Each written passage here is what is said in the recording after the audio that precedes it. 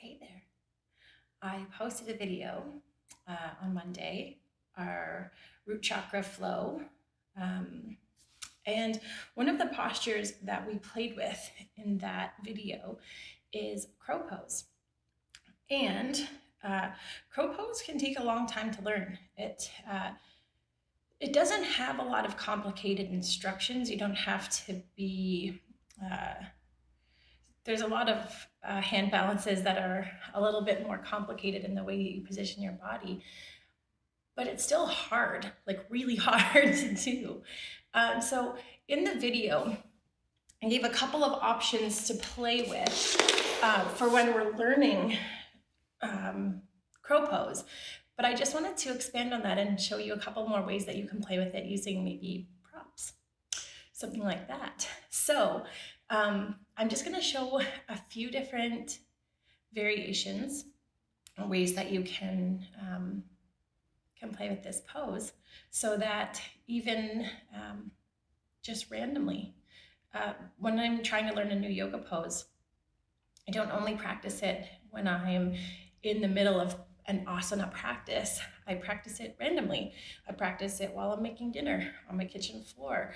I practice it when I'm, getting ready to sit down and watch a TV show. I just kind of, anytime I think of it through the day, I just play with it.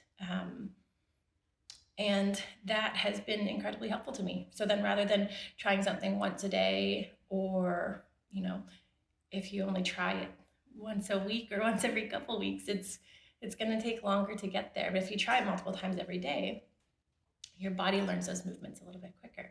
So anyways, here it is. A couple of different ways that we play with this pose when we're practicing together in the yoga studio. So one of the ways we practice it is using a wall. Walls. So amazing when we are practicing yoga. One thing when we are playing with these hand balances that can be incredibly helpful too is having like a blanket or something set up in front of you. It's like a little safety net. Your brain knows that there's something soft in front of you. It takes away a little bit of that fear of falling on your face and it hurting. I've fallen on my face a million times practicing crow. I fell on my face while I was teaching one time practicing crow. It happens to everyone, I would imagine, at some point. But having this little bit of softness can help your brain to not hold you back from getting into the pose out of fear. There's that little bit of cushion there. A lot of people find it helpful. So when I'm gonna set up to use the wall to practice crow, or to be my prop, assist me with the pose, one of the things I'm gonna do first is I wanna get really close to the wall with my squat and with my feet. So when I do this, I kind of, get as close as I can, back myself up real close so that my butt is kind of touching the wall, and I'm gonna lift up. I don't wanna move much farther away from the wall than I am here. I'm gonna bring my hands pretty close to my feet, knees bent, find a place on my upper arm to rest my knees, and then I just pick my feet up and bring them to the wall. And when you're playing with it too, you don't have to worry about holding it for incredible amounts of time. I think that sometimes for my own practice, if I set up in my head that I'm gonna do something and I'm gonna hold it for like a long time, or I'm gonna get into it and it's gonna feel steady and I'm gonna just rock it. Like, if that doesn't happen, I get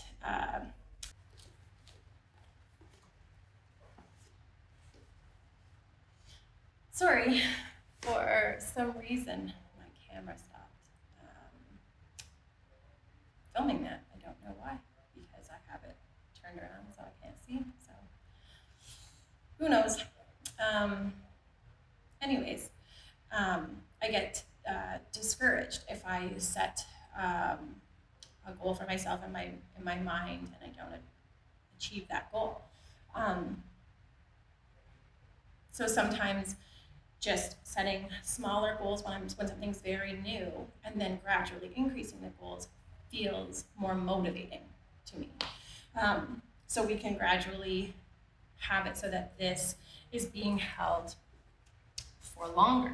So when I come in, instead of just getting my feet up and coming back down, I get my hands set up, lift, shift forward, find the wall with my feet, and then I hold. So maybe I hold for a couple of breaths. Maybe I hold for like a specific amount of time. Maybe I just hold until failure. Maybe I don't worry about measuring my practice. Maybe I just hold it until I can't hold it anymore and don't really pay too much attention to how long that was. Another thing that is really helpful is, and I think that these are, they're helpful like physically for playing with the poses, but I would say my guess would be that they're almost more helpful for just the mental aspect of playing with hand balances and inversions. So it can be really scary for some people to go into a completely new orientation in space. So we're kind of feeling more upside down. Our hips are higher up than our head. We're balancing on our hands. It can be super scary. So show two different little movements here or not movements, two different ways of coming into this that kind of, for all of the students that I've taught, these seem to be probably some of the most helpful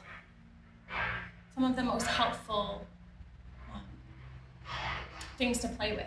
The wall is super good for helping too when we don't have the strength or the awareness in our body to get into the pose, because this is so supportive and we can lean back into this a little bit. This one, I don't think that the first variation changes the feeling of the pose dramatically in my body, but the feeling of slowly getting farther into that hand balance, where my upper body maybe comes a little bit closer to the floor, my feet are farther away from the floor, but because they're going to be on this cushion, I still feel that connection and that sense of grounding, which makes it less scary. So if I started off by coming onto the cushion, in the studio we wouldn't normally do this with a cushion. We would normally do this with yoga blocks, but I'm trying to make sure that things are set up in a way so that there's something that you would just have at home to grab, in case you don't have bolsters or yoga blocks. Anyways, hands come to the floor about shoulder distance apart, so like the middle of my wrist maybe lines up somewhere around the outside edge of my shoulders. Fingers push into the floor, nice and firm. Lift my butt, bend my knees, bring my knees in towards the back of my arms, and then shift forward. And then I'm just still touching something. So it doesn't feel quite as scary as touching nothing, but my hips are getting a little bit more over my hands. I'm putting a little bit more weight on my hands. And I still feel a little bit more secure in there. And then from there, you could do all of the other kind of steps that you would do when we're first learning crow, like picking one foot up and then the other. The next one I was going to show you is having the little cushion in front of you. And you could probably do this with a block too if you have blocks. I think in the studio we usually do the cushion because it feels more comfortable. So we're not trying to weight bear on our head here. Like I'm not pushing my head firm into the ground and trying to take all the weight coming forward onto my head. I'm just using it like a little point of contact, a little to help me feel more stable when I'm starting to take my feet away from the floor and balance on my hands. I would 100% not recommend you coming down and putting weight on your forehead or the top of your head if you have any sort of discomfort in your neck or injury or past injury, I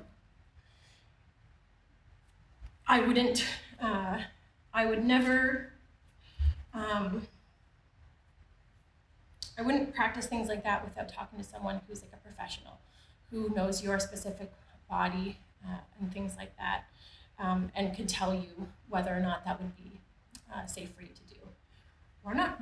Anyways, here we go. I would set up just like I was setting up into the other pose. We're gonna find that nice distance between my hands. I'm gonna push my fingers into the ground. I'm gonna pull the center of my palm away from the floor, so I'm getting almost like a little suction cup there. I'm gonna shift myself forward. So I'm gonna bend my elbows, lift my hips, and bring my knees towards the back of my arms. But this time, I'm gonna bring my forehead all the way down to the cushion in front of me. And I'll lift, shift forward, and then pick my feet up.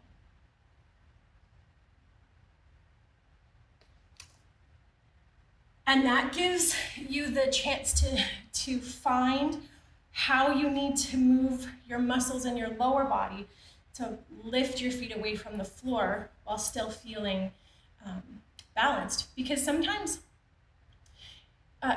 things are physically hard and we have to cultivate the strength to do them.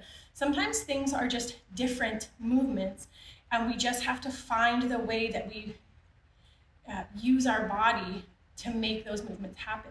So this one is a really good one for with all the focus being able to be on your feet. Like, how do I move? How do I engage to lift my feet away from the floor? Because once we don't have that extra point of contact, most of our focus is just on what we're doing with our hands and just our balancing.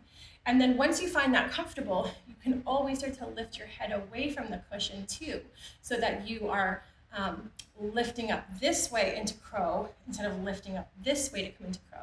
I've had a lot of students that say that that's more mentally comfortable for them. I think because we're moving our face away from the floor and not like slowly and precariously lowering our face towards the floor to balance. So anyways, that was what I wanted to share with you. I'm just going home here shortly to finish up the stuff for the essential oils for the root chakra. And before I head out, I'm just gonna film a short practice, slow flow for the root chakra. So I hope that you have a great day and I'll see you again soon.